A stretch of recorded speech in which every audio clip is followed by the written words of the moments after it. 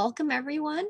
Um, Maryland School for the Blind is putting on this session, Making Your Word Documents Accessible. It's a make and take workshop. My name is Conchita Hernandez Legarreta, and this presentation was modified from a presentation from Dr. Natalie Shaheen. So we are going to go ahead and get started. Oh, Rita asked in the chat box, where is the located? So it's for anyone in Maryland to use if you're talking about the Bridges Help Desk. And we can answer more. Carlton can answer more of your questions as well, but anybody can use it. Oh, you're in Georgia. Oh, great. Well, welcome. Okay, so we're going to go over our objectives a little bit. So participants, during this session, you are going to learn the basic components of how to make your Word documents accessible and how to implement them. You're going to learn how to conduct your own accessibility checks of your Word documents and feel a little bit more comfortable about taking ownership of accessibility. So this session is going to be 1.5 hours. It is going to be recorded. So if you need to leave or check back later, or for some of people who couldn't attend, it is going to be available on the Maryland School for the Blind's YouTube page. And you should have received a PowerPoint and documents for this presentation. And if you need them, you can just email me, conchita.hernandez@maryland.gov. So to get started, we are going to do a quick poll. And the first question is, do you work in Maryland? So we want to know if you're in or outside of Maryland. If you're not in Maryland, let us know where you are from in the chat box. Like Rita did, she let us know she was in Georgia. What is your role? And you can choose more than one. Are you a general educator? Are you a special educator? Are you a related service provider, TVI, administrator, paraprofessional, or other? And how much do you know about implementing accessibility into a Word document? So it's like, I don't know at all is the first choice. And then the last choice is like, I am very proficient and my documents are always accessible. I'm on top of it. So this is just to get an idea. And if you want to write in the chat box where you are joining us from, if you are from outside of Maryland, that would be great as well. Okay, so it seems like we have quite a bit of people from Maryland. Ontario, Canada, Robin, welcome. Texas, Emily, welcome, Emily. Michelle, I'm not sure if I'm saying your name right, but from Florida, so welcome. Welcome to all of you. Okay. Jackie Anderson from Georgia, also. I see so many people I know in the chat, so it makes me so excited. All right, we're gonna go ahead and end the poll.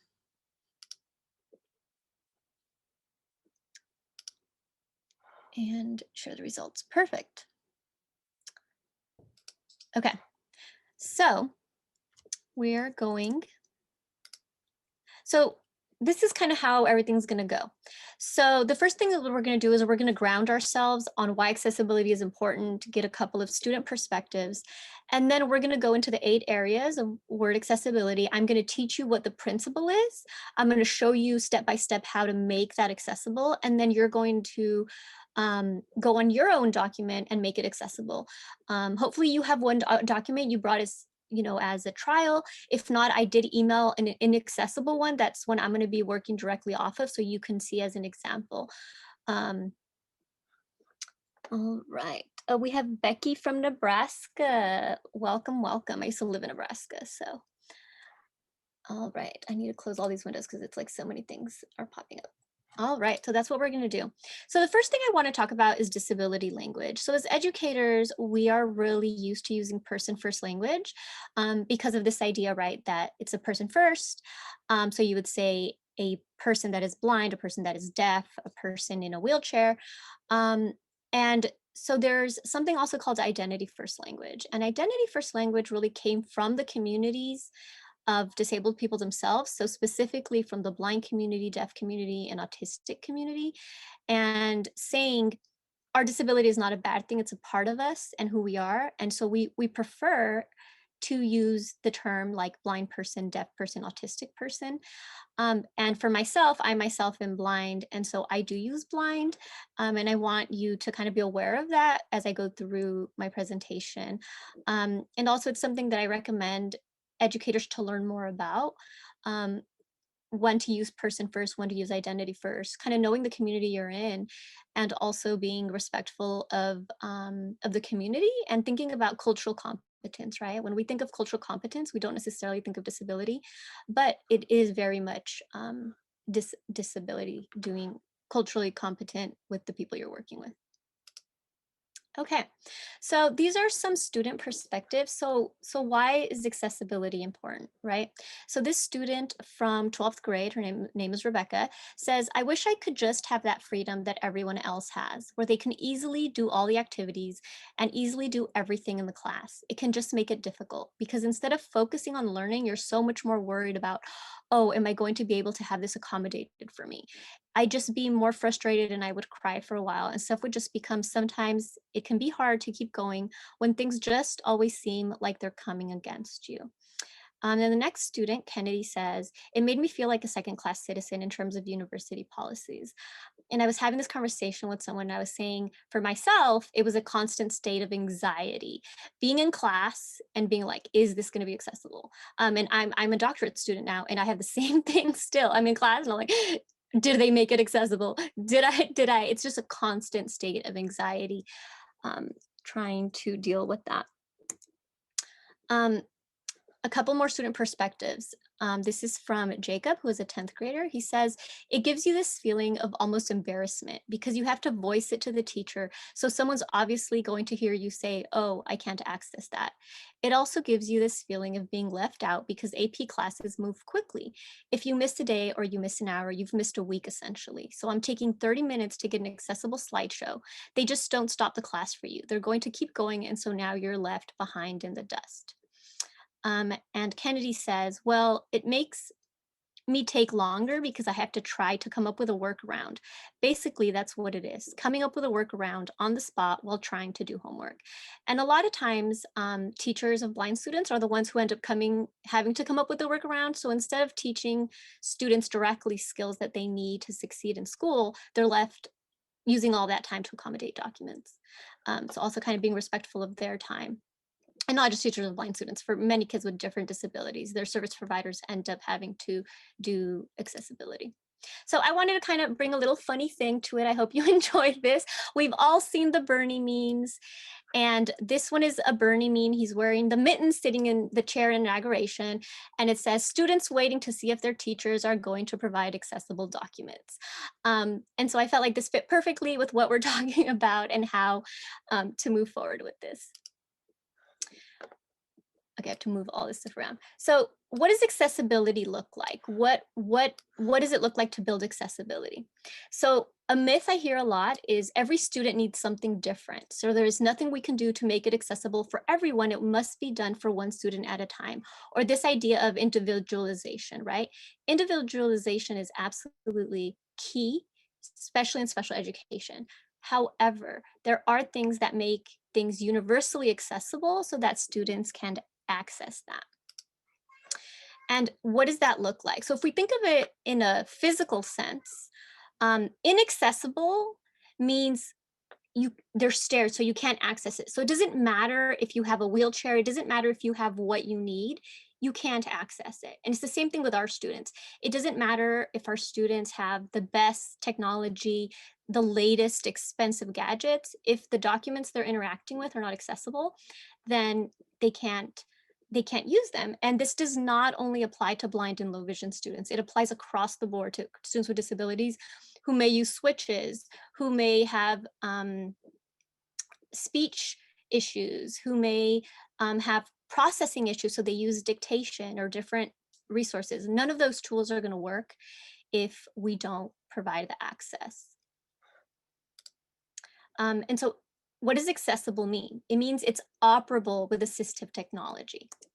And this is a way of looking at it. It's a two-part equation. So for something to be accessible, it has to fit this equation. So on the top, we have a scale, and on one side is assistive technology. So does the students have the technology that they need in order to be a part of the class? On the other side is accessible educational materials. So they both have to work. It doesn't matter if the student has the latest $3,000 Braille note. If things are not accessible, they can't access it. And at the same time, if we're making accessible content, but they don't have the technology, they are not going to be able to access that. So as educators, we can make this level, and we can say our part of this is the accessible educational materials. So how do we do that? So there's something called Web Content Accessibility Guidelines, short WCAG, and they're pretty much guidelines that say this is what accessibility should look like, and it's very specific. In Maryland, we are using WCAG AA. There is now AAA, which is like above and beyond. Um, but we are using in Maryland AA. So it's kind of has 4 different parts of it. It has to be perceivable, like how does it show up? It has to be operable, such as keyboard navigation. How does it work within? Understandable, it has to be kind of intuitive. Think of an iPhone and how intuitive it is, where you don't really have to try to figure out and find workarounds, like you just know how to use it. Maybe for the younger generations. And it has to be robust. So it has to be compatible with what students are using, not just now, but in the future. So today we're going to be talking about Word document accessibility, and everything with Word document accessibility also applies to Google Docs, and we're going to go over that. On February 23rd, we're going to have a presentation on slide decks, and slide decks is just a fancy way of saying slideshow presentation. So PowerPoints, Google Slides. So you can register for that on the 23rd. We're going to have another session in March on videos and a session in April on PDFs. We are not going to worry about websites, apps, and software because as educators, we're not normally doing that. But there's a lot of resources if people are interested in that. So kind of thinking in mind, hearing student stories and wanting to make a playing field where everyone can be a part, what does it look like, right? So we can disrupt systematic oppression of students with disabilities, not being able to access information. And the hashtag that is used is hashtag A11Y. And it's just a shorter way of all the letters coming together. There's like 11 letters between A and Y. So if you all are Twitter users or social media users, you can use that when talking about accessibility, and you can go read what other people have written about it on different topics. Okay, so right before we get started, I want 2 more student voices to really ground us in the work we're doing. So the first one is from Sam, who's a 12th grader, who says the idea of accessible technology is that any student is able to utilize whatever it is, just like anyone who doesn't have any kind of disability. When you have everyone included in that, it's so beneficial because then you have people of different experiences, different backgrounds come together, and you have a more collaborative environment. And I really like the last one. This is from Jacob, who's a 10th grader. And he says, I think the biggest thing to let teachers know is that they have the power to fix it. And that's what the session is about. I think so many times we get overwhelmed with like the needs of so many students and trying to make sure we give them all what they need. But if we can implement accessibility every time when we're doing our work and it just becomes a part of our practice, then we're making education accessible for everyone. And not just your students, but also your colleagues who may have disabilities, whether visible or invisible, that may need the technology, that may need everything accessible as well. So to start off, I wanted to give an example of what a document can look like. So on the right, I have a flyer of another webinar I did that has a logo. It says conducting high quality transition assessments for students with disabilities. Like you can see the title is the title because it's big and bold. However, if I didn't label it correctly, it's going to look funky kind of the way it does on the left. So it says image because it's not labeled correctly. It has the title, it has the information, but there's no sense of how to navigate it. It would be really difficult for somebody using a screen reader or Dragon or any other type of assistive device, a button to try to navigate through this. So we're going to be learning today about the eight principles of Word document accessibility. So the main thing I try to teach people is don't go rogue. Word does everything. If you use Word correctly, your things will be accessible. Things become not accessible when people think they're being really smart by like tabbing over and putting in their own little stuff when Word does it for you. So our 8 principles are headings, lists, hyperlinks, alternative text, document language, tables, color contrast, and then the accessibility checker. And you all should have received a document that I emailed to you that is Word document accessibility checklist. So I just went through and put everything on a document so you can have as a cheat sheet. So if you're creating a document, you can be like, oh yeah, did I do this in headings? Did I do the list? So this is for you to have as a reference. So we're going to get started. Remember, all of these principles apply to Google Docs as well. And they're, I would say 90% the same. It may just be a different tab you select. Okay, so the first one is headings. So sometimes when we're creating documents, we will make it bold and make it large. And to us, that means it's a heading. But that isn't a heading. You're just making it bold and large. So you need to label your headings, and they need to be so that screen readers can navigate through them and so that everything's labeled correctly. If the document is going to be changed into another format, such as Braille, such as a million other formats, if you label everything correctly as a heading, it will make it easier for the people who are putting it into that, because they have to change it anyways. So let me give you an example of what I mean by headings. So I'm going to the inaccessible document I send you all first, which is called the document template. And in that document template, I took this document directly off of Teachers Pay Teachers. So people are using this. I'm going to get rid of this as a sample document. Teachers are using this currently, downloading it for free. And as you can see here, this is meant to be the title. You can earn a star each day. So this is the title. However, if I put my cursor over it and I go to home, it is highlighted the box that says normal. So that means it's not a title. I need to make sure it's labeled as a title. So what I do is I would highlight the text. And this is where you have to be careful. If you just click title, it's going to reformat it for you. And it's like, that's not the font I wanted. That's not the size. I want it to stay this size and font. So instead of clicking, you're going to right click, and you are going to choose update title to match selection. Whoa, my computer's being weird. Okay. So now it kept your size, your font, your style, and just made it into a title. And if I go down here to number 1, where it says 1, I come in and sit at my desk until instructions are given, it now is, it should be normal. They did it very funky. So I would highlight and I would go to normal and update normal to match selection. However, let's say you're writing a big document that you have multiple headings. So let's say this was a heading. We'll come in and then you have a bunch of stuff written under. And I realize I'm saying this. Okay, so 1 will come in and sit at my desk until instructions are given. So let's say this is a heading, and you actually have a ton of stuff under each heading. So you would highlight it and you would go to heading 1, and the same thing, right click and do update heading to match selection. So now this, your paper knows this is a heading. So think of it as when you're browsing a document, right? You want to be able to quickly browse and go to the section you need instead of reading every single line. When you don't label your headings, you are making people that use screen readers have to read every single line instead of being like, let me check what the headings are and let me choose what part of the document I want to go to. So it's so important to make sure we do that.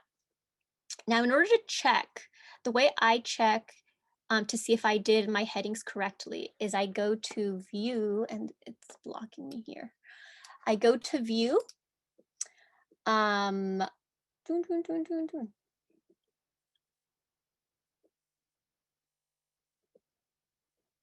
It's not coming up the way I want it to come.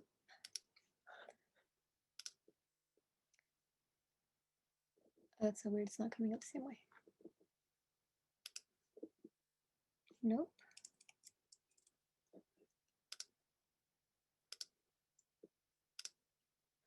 and you want to go to, it's not doing it the way. Sidebar, I'm sorry. Okay, it just took me a while to find it. Okay, so you want to go to sidebar and you want to go to navigation. So now in the sidebar navigation, it's going to show up all of the headings you do. The title won't show up, but the headings that you put in, and I took this out right now. It's still a normal, but let's say I go put it back to 1.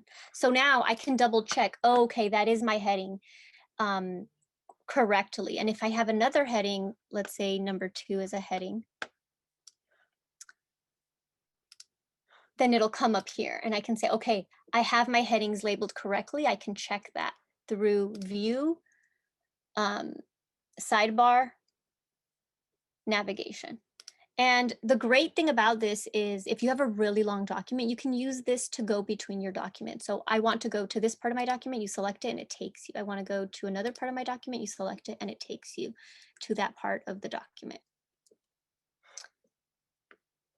And in the document, I tell you exactly how to do it. So you select the text, you go to the Home tab, right click, and make sure you don't want to lose your heading style. So you want to go Update to Match Selection and sidebar navigation. So I'm going to give everybody a couple of minutes to kind of do this process in their document. And if anybody has any questions, this would be a great time to ask any questions related to this topic.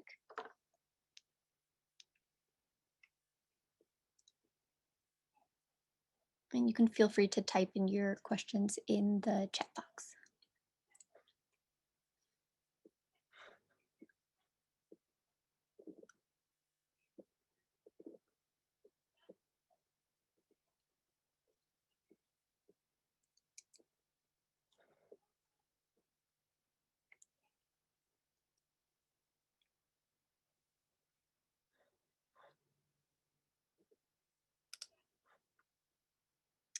Okay, perfect. So I'm guessing people are good. You always have the reference in the PowerPoint if you need it. I did create a screenshot of what it looks like. If you go into Home, it's circled at the top what it is that you need to select. Okay, so we're going to go on to our next section unless I see another, oh, I think there is actually. I am in Google Docs. Can you cover this feature? So we just look, yep, absolutely. So what I'm going to do is I'm just going to copy this into a Google Doc. And I'm just going to use this one here. Okay.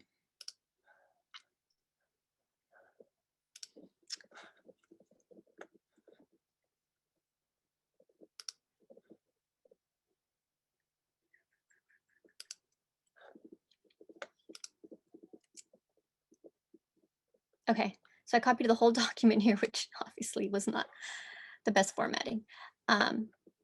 Okay, so I'm in Google Docs. I'm going to highlight, you can earn a star each day. That's my title. So I'm going to go into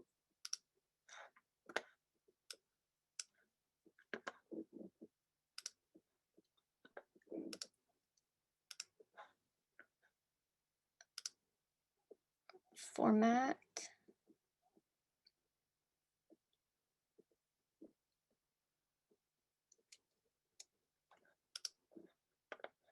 Oops, sorry.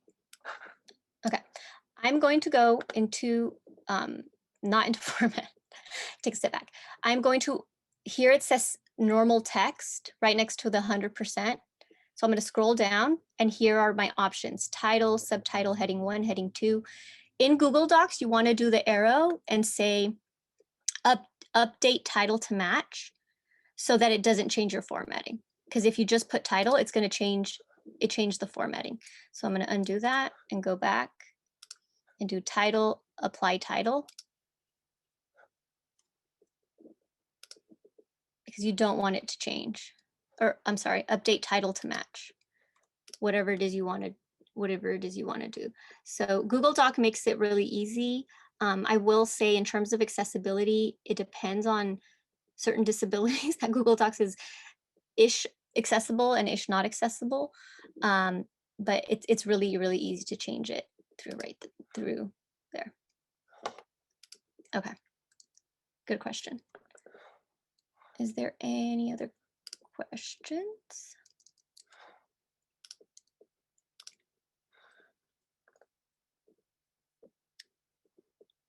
Okay.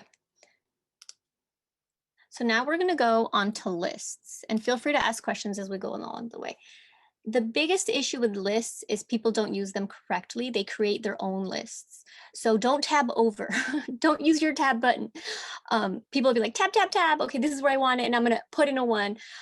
You need to make sure you're using the tools that Word comes with. So I have a screenshot here. It says home, and then I have circled the buttons that are both for unordered, which are bulleted, and numbered, which are the numbers. And you want to use that. So let me give you an example in the Word document. Okay, so here, the numbers here, they were just put in without using the tool. So somebody using a screen reader cannot jump from one to the next, and it doesn't work well. So what you want to do is you want to get rid of that. And you want to make sure you're all the way flush against the left-hand side. Do not tab over. This is, and I know I used to do it a lot too, just like tabbing over and be like, oh, perfect, that's where I want it. You don't want to tab over because that's so frustrating to people using assistive technology. So what you want to do is you want to go up here, and those are, if you want bullet points, this is here what I want. So I want numbers, and you can choose the style you want. So this is the number I want. Let's say you're like, but Conchita, I still want it to be flushed in. I want to tab it because I want it further in. Use the rulers in your document. So use this to change how far you want it in. Do not tab over. If you learn one thing, do not tab over. So you can choose how flush you want it. If you want it closer to the left, closer to the right, use that tool to guide you as opposed to tabbing over. So then I can go to this one and add, I want to get rid of the space, and I want to add, and it'll automatically put in 2. See, I just had to choose, and it automatically knows to do 2. Sometimes it might get a little funky if you have like a bunch of information and then you're trying to do the numbers, but Word will help you do it intuitively. So then I would have to flush this, but you can also flush where you select the whole document so that they're all flushed the same, because right now like 1 and 2 are not aligned. But you can do the whole document, select the whole document, and choose where the rulers and stuff go. And let's go do that in Google Docs. So again, here we have number 1, and it's just there randomly. Okay, now it's flushed all the way to the left, and I am going to go into the arrow on the left, and there are the options here as well. So I have numbers first and bullets next. And honestly, that's what confuses me from Word to Google Docs, because they're flipped. In Word, it's first bulleted and then numbers. So it's just a pet peeve of mine that they don't do it the same. But you can go in here and say, okay, so that's the number I want. Perfect, it's now here. And then I can choose how flushed I want to, where I actually want it. So don't tab over, just make sure you're doing it how you want it to be put over. Can you use the right index arrow instead of the ruler? Absolutely, yeah. Yeah, and the most important thing to remember is if it's a tool within Word, do it. If you're doing it on your own, no. So like what I see a lot too is, I see a lot that I used to do as well. These are all things I used to do. That's why I know them so well. We do Shift 8, right? To do that little asterisk and be like, oh yeah, I have some bullet points, so I'm gonna do Shift 8 with that little asterisk, blah, blah, blah. It's not a tool in Word, and so it's not being formatted correctly, but you can absolutely use the right index arrow instead of the ruler, as long as it's built in to Word. Okay, does anybody, so I'm gonna give you a couple minutes to go ahead and do that in your own Word document, or if you have any other questions.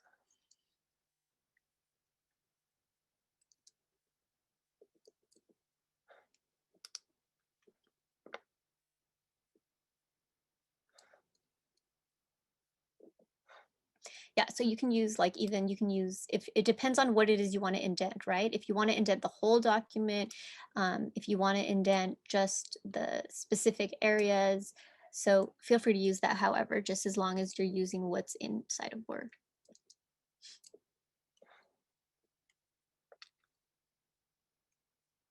Okay, perfect. I think we are ready to move on to the next section.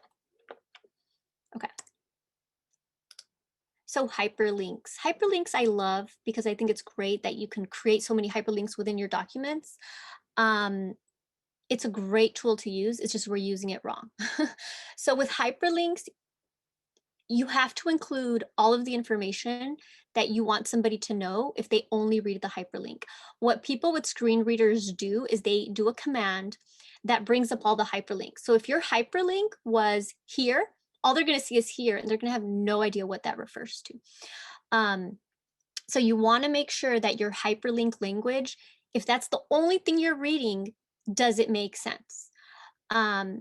So here, you don't want that ever to be a hyperlink or link. Okay, so link to what? Where are you taking me, right? It's like, if this is the only information I'm seeing and I'm not seeing any of the text around it, I'm only reading the hyperlink, will I know what it refers to?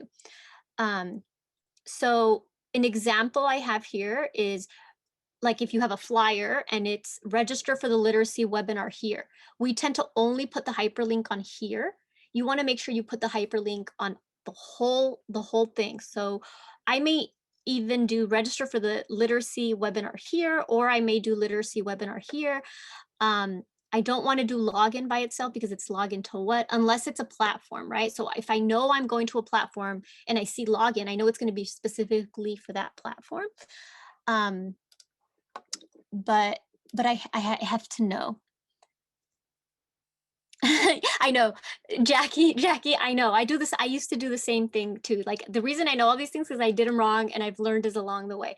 So, so when somebody's using a screen reader, that's the only thing they're going to see, the hyperlink. So what we're going to do is we're going to select the text you want and go to hyperlink. So in this document that I have here, I have it wrong. You see, it says find out more here. So all the person's going to see is here. So what I'm going to do is I'm going to highlight, find out more, and it depends, right? So if that's all they read, would that make sense? If the document is self-explanatory, then it might make sense. But I might say something like, find out here about accessibility, okay? And then in order to change it, really, really easy. You just highlight all of it, and it'll pick up the hyperlink. So you just right-click and go to hyperlink and do edit hyperlink.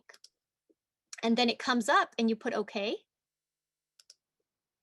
And now the whole thing, and what, it did not work. So let's try that again. Hyperlink, edit hyperlink. Okay, it didn't work again. Okay, fun types. So I may just, I think it is working actually, it's just not looking different. As again, one of the main principles of accessibility is if you do it from the beginning, it'll work better, because what I'm trying to do right now is change it, so that's why it's not working. So a trick, I'm going to show you all the trick I do when this happens to me, because sometimes it's fussy like that. I will write inside of the hyperlink, so now everything in there is going to be hyperlinked. So then I'm going to do find out, whoops, what happened? Find out more here. Oh, no. And then I will just delete the H in the beginning and then delete the text that was there. And this is being really funky today. I don't know why. Okay, so I fixed it. Find out more about accessibility. And now it's a full hyperlink, and it doesn't just say here or login. If we go to Google Docs, and don't do what I did, don't just copy and paste something in Google Docs if the formatting is horrible. You have to actually upload it. So do as I say, not as I do. Okay, so I'm highlighting. I'm quiet while at work. It's just an example. And then I'm going to go to link. In Google Docs, it's link. And then you're going to put in the link here, www.example.com. I don't even know if that's a website. And then I'm going to do apply. And the cool thing, you can also do this as a side note. You can also do this in Word. You can hyperlink within your document. So so what I'm doing is if you do a table of contents and you can have your table of contents lead directly to your hyperlink. So it'll bring up here all of the headings, and I have mine blown up so it doesn't show it. All of the headings will turn up here. So you can choose the headings in your document. So this link will now take me to that. And it'll now take me, if I click on it, it'll take me to that part of my document. And that works really well if you're making a big document with a table of contents, so that when you are reading the table of contents, people can click on that and go there. So I love the hyperlink option. And I think it's great and everybody should use it. It's just we're using it a little bit correctly. Just make sure to make it longer, or to have the information you need with it within that hyperlink. So an example I did, because we're going to be talking about color contrast later, is make sure color contrast is different enough. Use WebAIM's color contrast checker. So if the only thing they read is color contrast checker, they will know what it is and they can go to it, as opposed to checker or here or login. So does anybody have any more questions about the hyperlinks?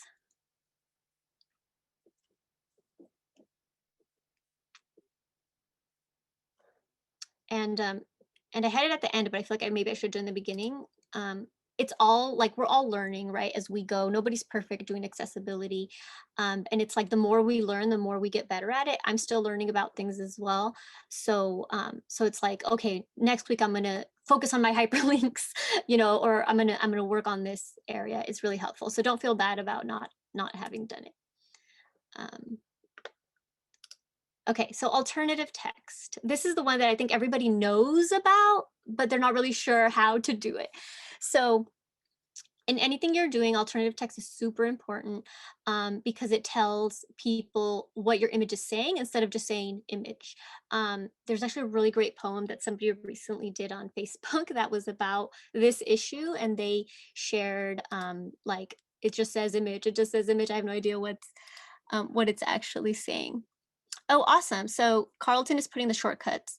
So shortcut in Word is copy the link, highlight the description, press Alt, then N and I. So she put okay, awesome. So she put a little shorthand how to do it easier. So thank you, Carlton. That's helpful. That is why Carlton is part of the Bridges Help Desk, because she knows all the little shortcuts. So what you want to think about when you're doing alternative text is you don't have to explain something like a novel, because you want somebody reading that document to know what it is about and how it's relevant to your document. So sometimes it's not relevant. It might be something that you're like, it's just something I'm putting in there to visually be appealing, but we're never going to talk about it. And that's a little tricky because sometimes it comes up and then the blind student is like, wait, what image are you talking about? So think of how to describe the image as specifically as possible. And use both the image subject and context to guide you. So you want to keep your alt text to less than 125 characters. Sometimes people go all out and give like the texture and the color, and it's like, this kid just needs to fill out this worksheet. They don't need to know all those specifics. And the screen reader will stop reading the alt text after 125 characters. So if you go over 125 characters, you've done a disservice, because now they're like, what's the end of your alt text? Don't start, this is something I used to do as well. Don't start your alt text with picture of, image of, because the screen reader automatically does that. So then it's like image of, so they're getting it twice. So jump right into the image that you want to describe. Okay, so what you're going to do to add alt text, and I see there is something in the chat, so I want to check that out quick. Could you put that in the attendees chat as well? Oh yeah, I didn't realize. I'm gonna copy it. Carlton, yeah, make sure when you're putting in chat, perfect. Okay, I just copied it from Carlton and put it to everybody. Just make sure you have it set to panelists and attendees. Perfect. So now it's on there. Awesome, awesome. Yeah, and Carlton is a wonderful resource. We're going to talk a little bit about her program in a little bit. Okay, so we're going to do it together. So up here, there's little stars. And so what you're going to do, you're going to select it, right click, and you're going to go to where it says edit alt text. Word is doing this thing now where they think they're really good and they're providing alt text already, and it's wrong. So like on this one, it gives you the source of where it came from, right? So you want to delete what that says. And for this, I would do yellow star with a smiley face. That's it. Like that's all the information. I don't have to say like, oh, and the yellow is a, specific thing. Like that's to the point. It's meant to give like, what is the purpose of the image, right? The purpose of this image is just like cutesy little thing to try to do, be a part of something. Sometimes when I create documents, I might add a random like square or box or line or something that's visually appealing, but that shouldn't even have an alt text. Like the purpose of an alt text to it is nothing. For a student to be like, a box, why? What is the purpose of this? So you can choose here at the bottom, there's a dialog box that says mark as decorative. So you can choose that, and it's not choosing it for me. Oh, because I don't have it selected. You can choose that, and now it's decorative and it'll skip over it for a screen reader. So I want to caution you in using that. If everyone else is looking at the image, the students should know what it is at least, unless it's like something like like I said, like a shape or something of that nature. So if we go to Google, oh, of course, now I don't have an image. Let's insert one real quick. Insert image. I'll just use my recent Bernie meme. You can see the process I took to make it. Okay. So my Bernie meme, okay? So what I'm gonna do is I'm gonna select it, right click, and go into alt text. And then this is the interesting thing about Google as opposed to Word. Google will give you a title and a description, which Word does not do. So here I might do Bernie meme. And then I might say, and then I would just copy the exact one I used for my PowerPoint, which is like Bernie Sanders wearing mittens at inauguration. And text reads, whoops, and of course, text reads, and then I would put the text. Here I would actually describe what he looks like. So I might say something like, mittens are colorful with designs, and he is wearing I think it's green, I'm colorblind, so I don't know, a green coat, something like that. So it's not super long, but they're getting the information. And especially with memes, students should be able to enjoy memes and stuff. So being able to describe what is important about this. Is the chair in the background important? No. Is this person in the right-hand corner at the bottom important? No. And some people might write better alt text than me. So somebody might say sitting in a chair, wearing black pants, I think, because I don't know the color, wearing a mask. But like, what is the most important information you're trying to get?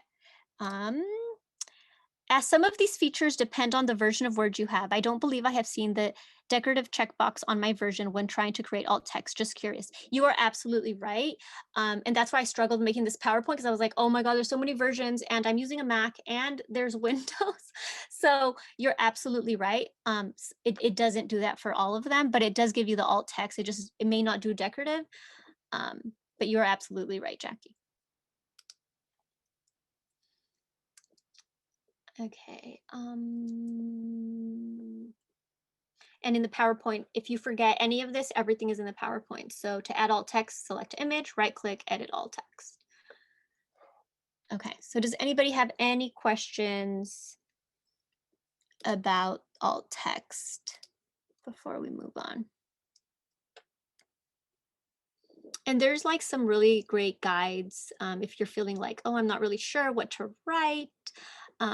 So again, try to describe what's in the picture, and that's important.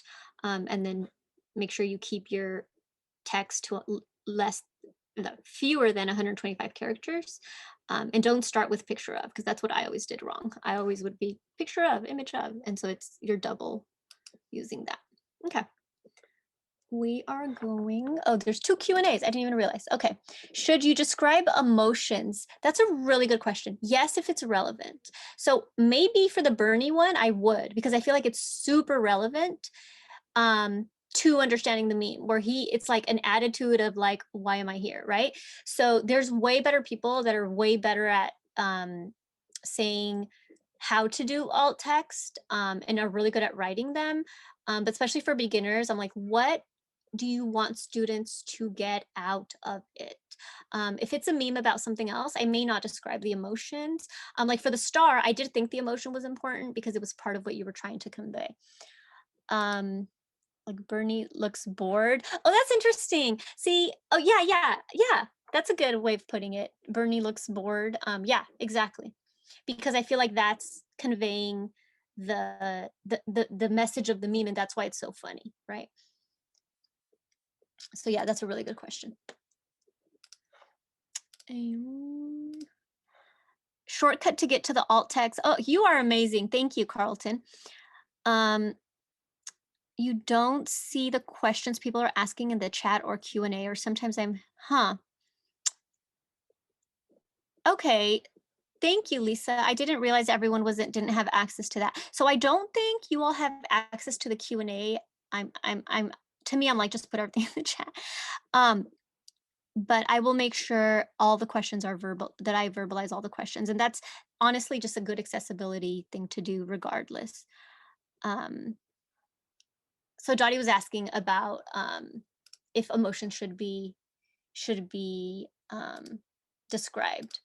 And then Carlton put in the chat box another shortcut for the alt text box. So you can download like a list of shortcuts for like 1,000 things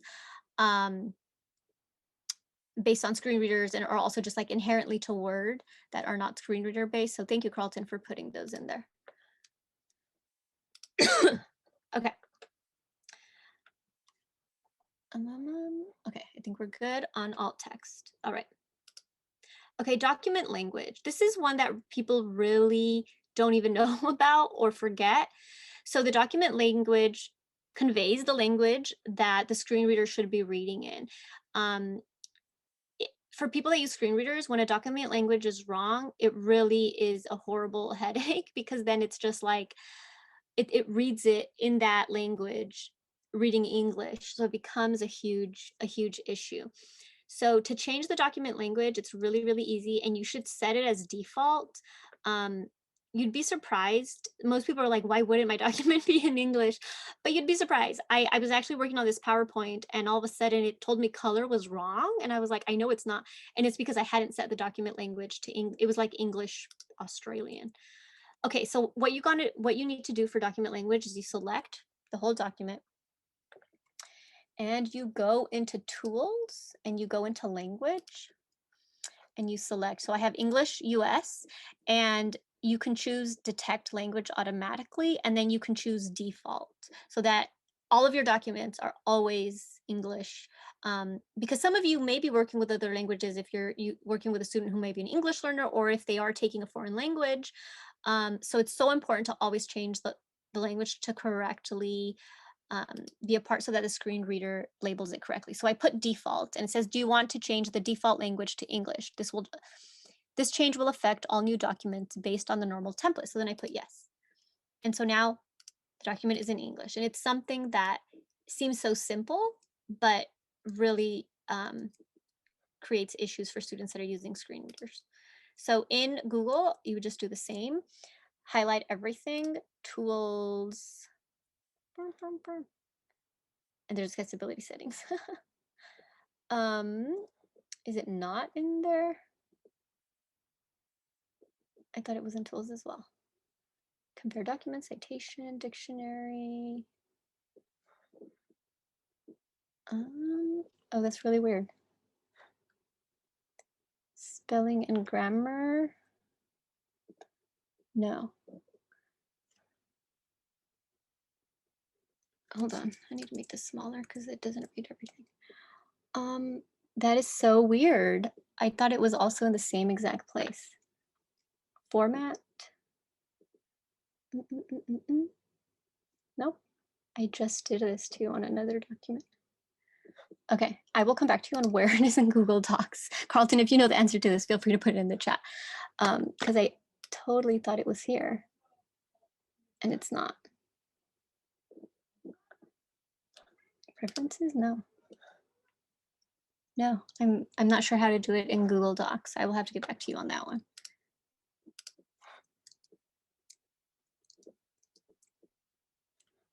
Okay.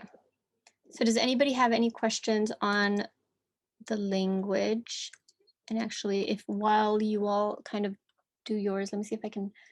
I thought it was in language. That's the thing. You don't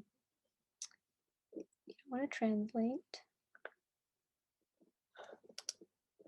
Okay, I see something in the chat.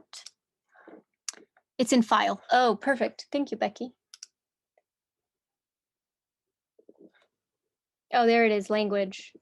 Perfect. And then it's in here, so you can go through and choose English United States.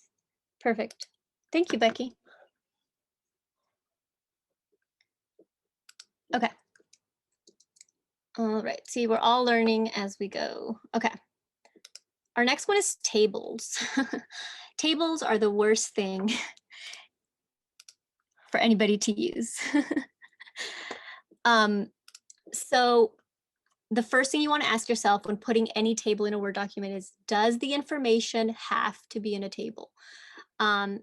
Because tables are only accessible if you're using if it's a perfect rectangle or square. If you're using tables that have like embedded and they have different columns in different places, it's not going to be accessible. So you want to ask yourself, does it have to be a table, or can you make it 2 tables instead of 1 that has merging information? So make sure your tables have an equal number of headings and columns. And like I said, complex tables are not accessible. You have to go through like a whole nother process to make them, and it's just really complex. So what you need to do to make your tables accessible is you need to label them correctly, so that if they are being read by rows across or if they're being read by columns down, because that's going to affect how somebody uses it and interacts with it. So there's 2 things you have to do. First is you want to select the text that you want. So, and this is something I don't know off the top of my head because I always have to look it up. So we are in the Word document, and for this table, they need to be able to read it from rows across. Okay, because they're going to get the information and then they're going to put a star or whatever mark they need. So I'm going to select the information. Let's go back over here. Right click, table properties.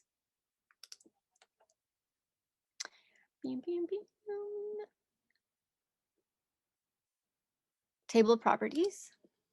And you want to go to row, and you want to make sure it says repeat as header row at the top of each page. You want to make sure that is checked. It is by default not checked. So you want to make sure that is checked. And you want to put OK. And that's one thing. And then you have to go to table design. We have to select the table. And right here, there's a checkbox that is checked header row and first column. So it's going to start reading correctly. It's going to start reading over here in the table row, and it's going to go left, and then it's going to go to the next and to the next row. So those are the 2 things you have to do. And again, you really want to stay away from tables as much as possible because they're not very accessible, especially in Google Docs. They're especially inaccessible in Google Docs. So let's create a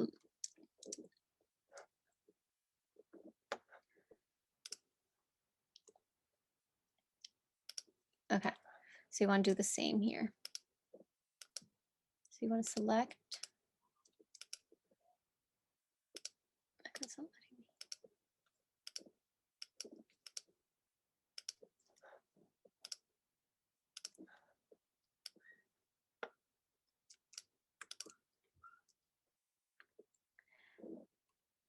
so you're going to go here in Google Docs. So I selected the header I want to use, table properties. And then this gives you a lot more options. So you're going to keep it like this. And this is where you want to go vertical alignment. So you want it to start reading from the top. So that one's already fine.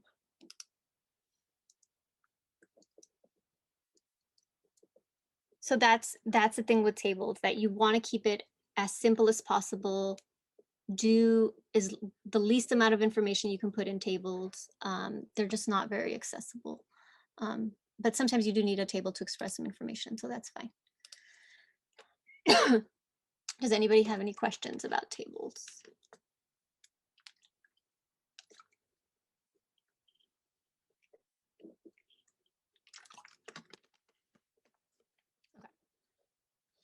Okay. Perfect. And you can absolutely use the options that it gives you here that have like they make it look visually well, and those are formatted correctly for the 90% of them are. So like if you choose one that is like it has information on the left and right, it's going to be formatted the way that it's on there. Whoops. So okay, so that's information about tables. Color contrast. So we want to make sure that you never color code information. If you're like red means this and green means this, please don't do it. Sometimes you have to in terms of like assessment related material. But in general, try not to color code your information. It just makes it completely inaccessible. WCAG has a specific standard on what can go together and what cannot. What I typically tell people is think of really light colors not going together. So try to pair dark with light. So for example, don't do red and black. That's like really, really not good. Don't do baby blue on white. It just doesn't work. But if you really want to know exactly, there's a really great tool called WebAIM's Color Contrast Checker. So you can use this not just for Word documents. Like let's say you're doing a flyer is what I think of doing it, and you want to make it look pretty and whatever. So you would check the background color to the text. So you go here to WebAIM, and WebAIM in general is a really good resource. It's from Utah State University, and they have a ton of information on accessibility and the WCAG standards and everything. So what you would do is you would go to where it says foreground color and you would select your color. So I'm colorblind, I'm going to guess. So let's say there's a dark, and you can change what type of color. I think these are like reds and blues and stuff. So you can choose what type of color you want and then exactly what color you have. And then you choose your background color, and I'm going to choose something similar just so you all can see. So this is fail. It's too similar. So the WCAG, it gives you like the WCAG number. So for this one, it's 2.36 to 1. It's not big enough. So it's telling you for normal text, large text graphics, it's not going to work. And so this is a really good resource you can do.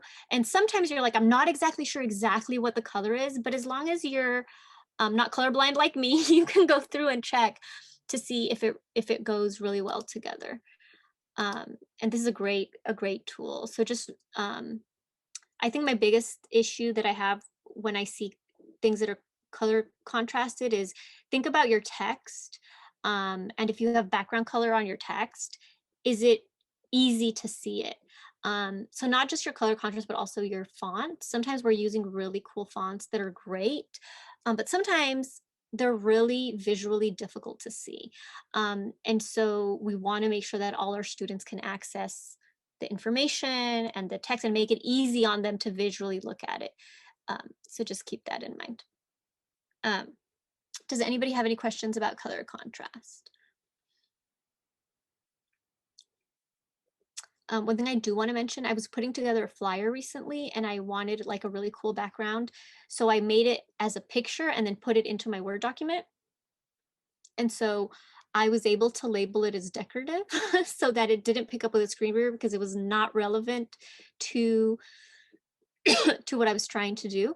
And so that's one way that that helped. Or if it makes me put in something, I might say like background of a starry night, because it was space related with what I was doing. Um, so just kind of keep the things in mind. Should we shy away from green and blue for those who are colorblind? I would say shy away from it if it's giving you information. Don't shy away from the colors. Like if you're saying I'm never going to use green or blue, no, absolutely not. But just don't use them to mean something they need to get out of it. So I'm colorblind. I have a hard time. I say I only see primary colors, so like the kindergarten yellow, the kindergarten red, I can see those, but anything off of that I can't see, which is pretty much all colors because nobody really uses those kindergarten colors, right? So the thing is, feel free to use those colors. Just or if you're making it decorative, explain that what is the reasoning behind it. But don't feel, I think sometimes when people are learning about accessibility, they're like, oh my gosh, all my stuff has to be really ugly now and like not use color and not do this stuff. And not at all, not at all. So feel free to use those colors. Just make sure you're not using them with colors that are matching as contrast. So don't use green as a text and blue as the background. Or don't use what some people do is they might do like headings one color and the other text another color. Don't do those with similar colors. So don't make the headings green and the body blue, because then that's really difficult to see. But that's a really good question. And there is a chat question. Do you have a font you specifically like? Yes. So the one that's been recommended is Comic Sans, especially for visually and also for people who have students who have dyslexia. So the thing about Comic Sans is that all of the letters are distinctly different. An A and a D and a B and a P do not look similar. They are distinctly different. So Comic Sans is recommended because it's easier on your eyes and you don't have to work as hard. You don't have to work as hard to be like, is that an O? So like, for example, for myself, in this, and it just helps everybody across the board. So in this slideshow where it says color contrast, the O and the A, I can tell them apart because of context, right? Like I can tell the word is contrast because I know how to read and I use my skills. However, it would be easier if it was in Comic Sans. But again, you can't always choose what font you're using, but I recommend Comic Sans. And it's great also for students that have dyslexia. Okay. You'll have great questions. Okay. Accessibility checker. So Word document and Google Docs has something called accessibility checker, where you can go in and it tells you all of your errors. However, it doesn't. Okay. So if you're just beginning the process of learning about accessibility, it's a really good tool, but it doesn't tell you all of your errors. But it's a good place to start to be like, oh, I think this document is accessible. Let me double check. And it'll tell you most things, but not all. So when I was doing this presentation, and I was in my inaccessible document, I did the accessibility checker and it missed a ton of things that I hadn't, the stars went away, that's weird, that I hadn't done yet because this is my inaccessible document. So I'm gonna get rid of this so y'all can see how to go to it. So if you go in Word, it's review, check accessibility. The cool thing about it is it'll tell you, if you click on the right-hand side, it tells you errors, missing alternative text. And I have one picture that needs alternative text because I had added the other one. So it tells you first why it's important to fix. And it gives you a little explanation. So this one says alternative text for images and other objects is very important. And it goes on. And it tells you the steps to fix it. And sometimes that really helps me because I'm like, oh, I forget. How do I do the alt text, or how do I do the headings? So it'll tell you how to do it. You want to be very careful because, like I said, it doesn't tell you all of the things. So here I have a number and I don't have it correct. It's not telling me that. I have other things that were specifically made inaccessible for this document so you all could look step by step, and it doesn't tell you, but it is a really good tool to use, especially when you're getting starting, to double check your work. If we go into Google Docs, and now I lost where it was at. Here you are. If we go into Google Docs, I want to say it's in File. No. Oh, here it is, accessibility. No, it's not.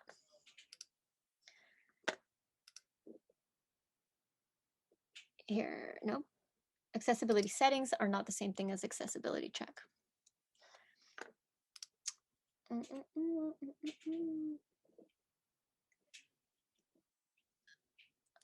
me see where it is here. I haven't used Google Docs in a while.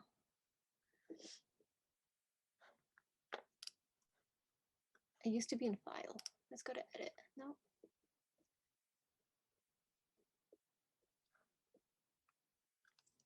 Sometimes, because I do have it large, I have to make it large so that it'll read me everything. Okay, I think somebody's in the chat. Tools. Thank you, Dottie. Tools. Beam, beam, beam. I see accessibility settings, but I don't see accessibility check or check accessibility. Compare documents. Yeah, because accessibility settings are more the preferences you want for your own accessibility. I know, I thought that was it too. That's what I thought it was also. And it used to be in File. So that's the thing that's making me. And now, of course, I can see languages there. Okay, oh, you know what? Let's type it in to help. Accessibility. Does it not have it? Does Google Docs not have it? I thought I did. Huh. That's really weird. I was 100% sure it was. Oh yeah, that is the Word. Yeah, that's Word, but I don't know why Google Docs. And to be honest with you, Google Docs is less accessible than Word. So if at all possible, trying to do it in Word and not Google Docs, which I know it's really difficult now, especially when you're sharing documents and stuff. But it's not as accessible. I think it's in add-ons. Okay, let's see. Add-ons. Oh, you know what? I think you're right. I think it's you have to add it as a Chrome extension, I believe, which is like an extra step.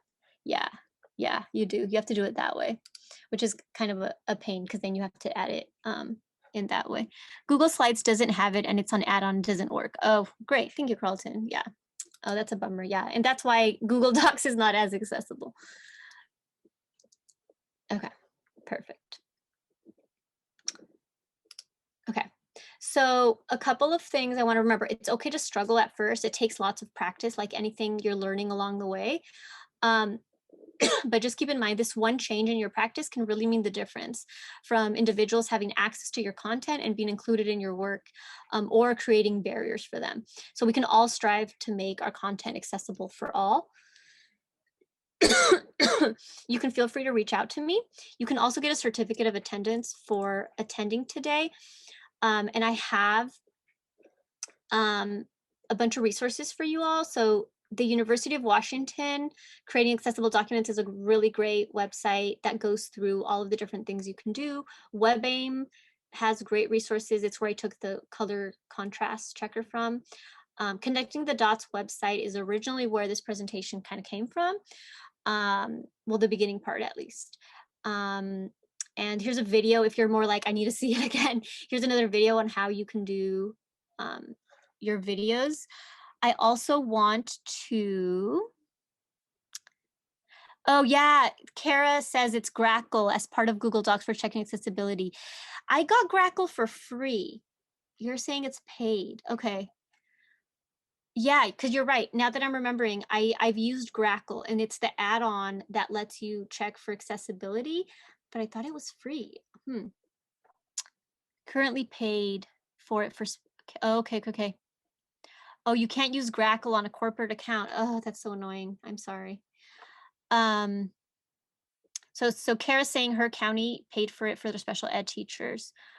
And they can't add and Karen is saying they can't add Grackle on the corporate account unless the admin buys it. Oh, that's so frustrating. Yeah, that's really frustrating.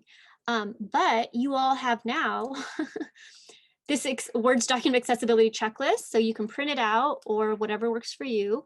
And it's accessible. All the headings are labeled. So you can go through this and it's just exactly what we went through. Telling you, make sure this is done. I think the biggest pet peeve, well, I keep on saying that for everything, is sometimes teachers will print stuff and then scan them and then give that to students. And that's really, really frustrating. So if you create something electronically, make sure you give students access to electronically in that sense. Don't try to do it differently. So this is for y'all to keep. Hopefully you all got the all the documents that I sent yesterday. And Carlton says Microsoft Office is a great option. It absolutely is. I also want to let you know, speaking of Carlton, if you are in Maryland, if Carlton, if you can put your info in the chat box again. If you are in Maryland, we have a free help desk that is through the Image Center that Carlton is part of running. And you can email them, call them, and they will help you with anything blindness related. We're paying them to do it through a grant, so please, please use them. Don't be like, oh, this is a dumb question, or I have a question about accessibility. What can I do? They will answer any and all questions. Their focus is transition, but it's really anything. So Carlton, perfect. She just put in the information in the chat box for that. I also put in the chat box, again, if you would like to know how to make your slideshows accessible, we are having a session on the 22nd of February, and the link is there to register. If you would like a certificate of attendance for attending this workshop, there's also the link. And this webinar will be published to the Maryland School for the Blind YouTube page tomorrow, I will say.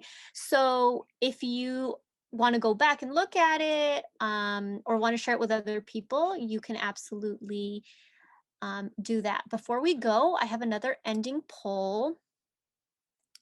Oops, I guess I was still sharing the last one. Okay, so I have one ending poll, and it is on a scale of 1 to 5, how useful was this webinar to you? 1, not at all, 5, absolutely. And the next question is, please rate the quality of the webinar, 1 being poor, 5 being excellent. So thank you all for filling that out. I won't get my feelings hurt no matter how you answer. So Dottie says, thank you for your presentation, very helpful. Margot says, thank you. Becky says, thank you very much, Conchita. Sheila, thank you. Rita says, thank you. Okay, I'm going to end the poll. Okay, perfect.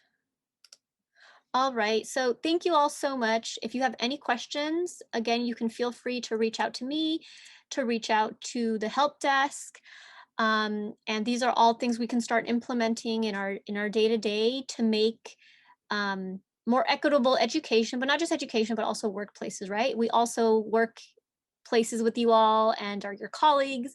So we want to be included in everything you do all the time. So thank you all so much, and feel free to email me or get information from the help desk. And we'll see you all next month for your PowerPoint presentations.